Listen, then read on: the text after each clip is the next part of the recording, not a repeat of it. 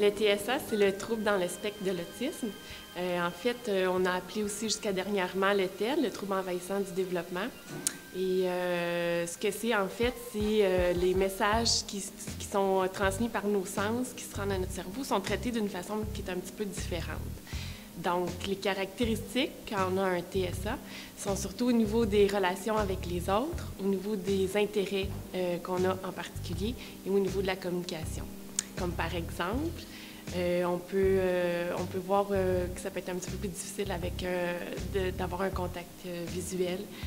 Ce sont des gens qui préfèrent parfois être seuls ou qui peuvent avoir de la difficulté à s'intégrer dans une discussion, dans un groupe.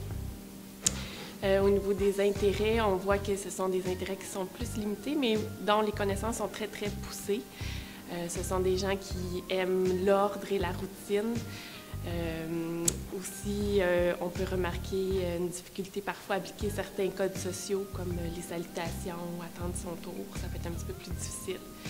Ce sont des gens qui peuvent parler beaucoup, surtout quand ils sont animés par un sujet qui les intéresse, ou très peu.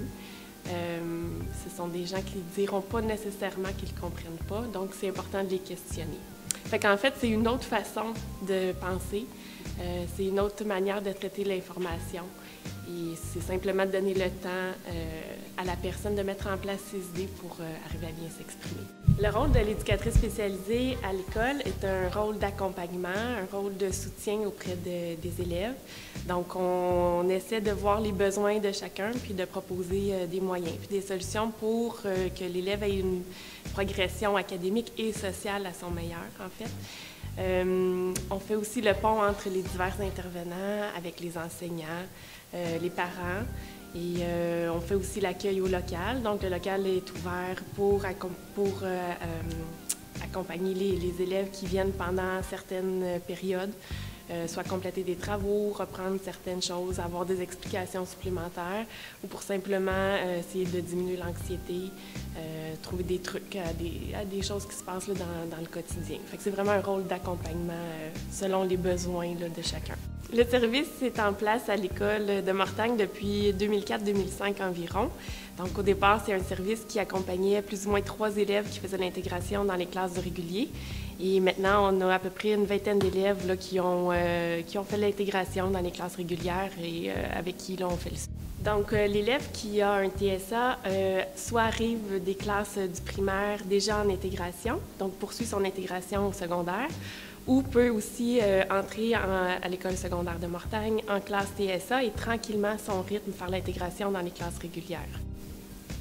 Le cheminement possible pour un élève qui a un TSA est soit d'arriver du primaire, déjà en classe régulière, et poursuivre au secondaire, ou d'arriver ici en classe TSA et tranquillement à son rythme faire l'intégration dans les classes du régulier et éventuellement terminer son secondaire avec l'obtention du diplôme et par la suite faire le choix d'aller soit au DEP ou au cégep et de maintenir les services puisque les services sont maintenant offerts aussi pour le poste secondaire. Ce que j'aime beaucoup de mon travail, en fait, c'est tout. C'est d'apprendre à connaître chacune des personnes avec qui je travaille, avec chacune des personnes que j'accompagne, de pouvoir aider, d'échanger avec les parents, avec les enseignants, avec aussi tous les autres intervenants qui gravitent autour de l'élève. Donc, en fait, mon travail est un travail très, très profitable pour moi parce que j'apprends autant qu'eux. Les défis pour les élèves qui ont un TSA, qui sont intégrés au régulier, sont vraiment personnels à chacun, puisque chaque personne est unique. Par contre, je peux dire qu'ils ont toute mon admiration, puisqu'ils traversent vraiment, vraiment haut la main tout ce qui leur arrive. Comment aborder une personne qui a un TSA? Eh bien, c'est facile, puisque c'est une personne d'abord et avant tout.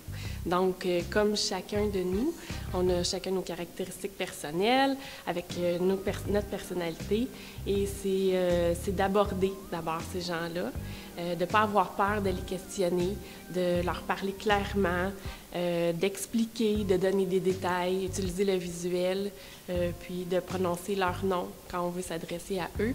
Mais ce sont des personnes qui ont beaucoup à nous apporter, donc il ne faut pas hésiter à leur parler.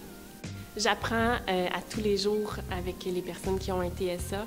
Comme chaque personne a quelque chose de différent à apporter, moi, ça me permet de prendre le temps de comprendre les personnes, de prendre le temps de les écouter. Et c'est un peu un privilège pour moi de pouvoir voyager dans l'histoire personnelle de chacun à chaque jour.